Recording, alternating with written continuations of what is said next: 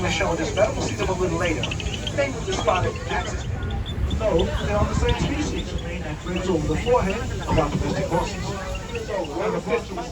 Now here at the Bronx, we do take very good care of our elephants. They not only get baths, but they get pedicures as well, and they deserve it. That is Happy and Patty, our Asian elephant. And that's rocks and mountain slopes. We're talking about our bark calls and our Himalayan tar. On the large rock, straight ahead. Species of the red deer, even though they do not have that red coat. Now, one of our researchers just discovered some in Afghanistan after not being seen there for nearly 40 years. And now we have them right here at the Bronx Zoo. Now, there's three other species that we normally show in this meadow. We'll see them a little later. Namely the spotted axis deer, which are native to India and Sri Lanka. And the Bronx Zoo has shown those particular deer here since 1899, when the zoo first opened 124 years ago. Look to the upright, you see the female bactrian deer, and further to the right, another one. We're also going to be on the lookout later on our tour for the black-booked antelope, which are classified as sexually dimorphic, only meaning that the males and the females look different. No, they're on the same species. Now the females have a tan-coat white belly with no horns, while the males will have that chocolate-coat white belly with those horns. And we're also going to be on the lookout for the Barasinger deer. Now they get their name from the look of the male deer, and Barasinger means 12 times in Hindi, and that just means that the males have 12 to 14 points on those animals. Now look to the upper right, one laying down, one standing by. Those are female Barasinger deer, and right behind it is a female Bactrian deer. Now we just received the Bactrian deer just 3 years ago. Beautiful species. Now we all know that a species that's extinct no longer exists. Now the next animal, the verge of extinction, in fact the Mongolian wild horse, or the Jaworski's horse, was extinct in nature, but they can only be found in zoos. But recently, there have been some reintroductions of the Mongolian wild horses in areas of Mongolia and China from North America and Asian zoos. And as the train's about to round this corner and we're coming into the lower part of our meadow, we'll soon be on the lookout for the beautiful Mongolian wild horses. As we come around the difference between these horses and our domestic ones. One, they have shorter legs and a stockier build. They also have an erect mane. They're missing the forelock. That's a piece of mane that drapes over the forehead of our domestic horses.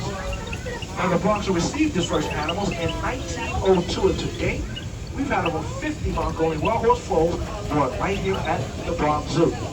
Now in the meantime, here's one of our animal experts. His name is Jonathan Slack. To speak more about these wonderful animals. Again, Jonathan Slack. There they go, the gal, the world's largest wild cattle. Again, look to the upper right. They're laying down at this time. Now, males can weigh over 2,000 pounds, much of a small car. They stand 6 feet tall and are 10 feet long. And with their large size, the present horns, they are arrived by a special truck as we're trying to increase our herd. And we have been successful. We now have new calves. Now, only 4 zoos in America carry this species, and of course the Bronx is one of them. Now, before we fully pass them by, try to get a good look at those horns. Now, those horns are curving in, those are our females. If they're slightly pointing up, those are our males. Again, they are the gal, the world's largest wild cattle. And not too many other animals belong to them. They're as powerful and big. And ahead of this particular, there's a female, known as the male. Now, Happy's going to be right below us down to the bottom right, and we'll see Patty's to come up. Look down right below us. That's Happy, our Asian elephant. Now, that large tree that you see by the tip of their pool, that's an elephant-sized back scratcher. Now, African and Asian elephants are iconic animals worldwide, but they're struggling in the wild. Now, the first thing that you notice about these two lovely ladies is their size. Asian elephants can weigh more than 10,000 pounds, so they need a lot of vegetation. On top of that, our elephants eat about 200 pounds of hay each day. They drink about 60 gallons of water. Now, folks, you got to stay seated back there. We're coming to another elephant. Please stay seated. Please stay seated. Please stay seated. That will stop this train. Please stay seated. In the back. We'll wait. Thank you so much. Now, if you look to the right, we're coming up on Patty. Very close to the train. Now, our elephants eat about 200 pounds of hay each day. They drink about 60 gallons of water.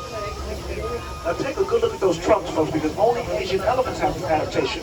They have finger-like features on the end of their trunks, where they can gently pick up a blade of grass, or with those same trunks, they can tear down all these tree branches out here with enormous force. Those trunks hold more than 40,000 muscles. They're incredible tools. Now our elephants are over 50 years old. They're over 50. Now here at the Bronx, we do take very good care of our elephants. They not only get baths, but they get pedicures as well, and they deserve it. That is Happy and Patty, our Asian elephant. And as with leave our elephant zone, and now we look out for another large mammal, tends to weigh around 3,500 pounds, and they've been doing it for the last 46 years. And here's some more about our rhinos. Farmers in Indonesia. Let me see it. Let me see it. The rhinos you see here are Indian rhinos. We work with habitats all over the world that are homes to rhinos. Here is a note from our field officer. So many unknowns on how to manage Sumatran rhinos in the wild for captivity. Our studies show definitively how we must protect them as the cost of doing nothing could be the extinction of the species. Up the right corner, you start to see our animals way back there in the corner. They will eventually start coming down. And standing right before us is a female male guy. So here's white and black socks. And the other one's going to start coming down eventually. Now the area that we're now entering, folks, we're going to look out for the cute little Chinese tuft in there. Very elusive little thing. 40 pounds of maximum weight. You do get to see one or two. Just like our whitetail deer here in New York, they have a white tail on the rump. And when they flash that tail, it's a single danger to the other deer. And it also allows small fawns to follow their mothers and fight against once they sense danger. Now these deer are very rarely found in zoos outside of China, so we're very fortunate to have maybe with the Bronx Zoo. They're very elusive. On the rocks and mountain slopes. We're talking about our bark calls and our Himalayan tar. On the large rock, straight ahead, some of our baby bark calls. Now quickly, folks, look to the bottom right.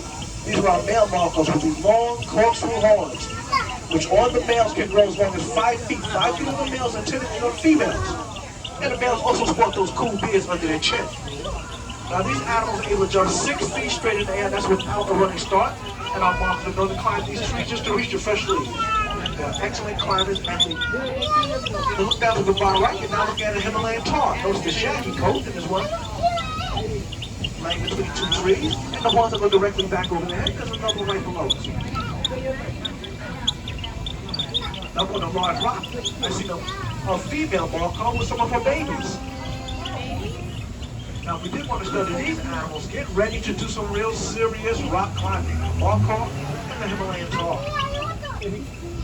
Now, the train is about to throw up, folks. That's because we're approaching a large tree that looks like the shape of a V. Now, behind that tree is a smaller tree. And laying to the far right on this special branch is minus our rabbits and raccoons, though they both do eat bamboo. And if you'd like to see some more of our red pandas, you can visit our Himalayan highlands, which is a short walk from the monorail.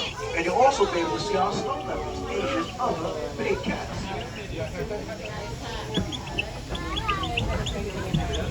And as we round this,